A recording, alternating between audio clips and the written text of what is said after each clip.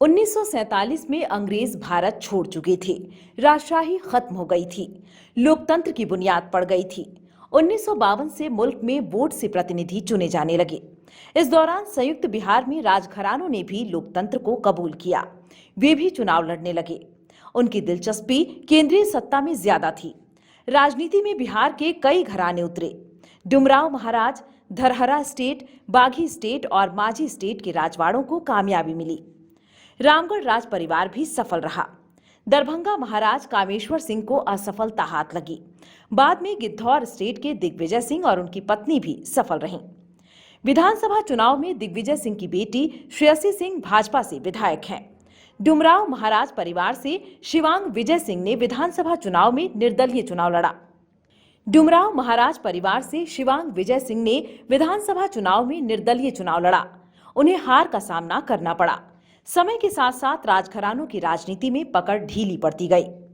डुमराव महाराज कमल सिंह ने मात्र 26 साल में शाहाबाद से 1952 में चुनाव जीता था। 1957 में फिर वे दोबारा चुने गए। हालांकि 1962 के चुनाव में उन्हें हार का सामना करना पड़ा। मुजफ्फरपुर के बाघी स्टेट से श्यामनंदन सहाय, सीतामढ़ी के माझी स्टेट से चंदेश्वर नारायण सिन्हा समेत अन्य घरानों के राजा भी संसद पहुंचे।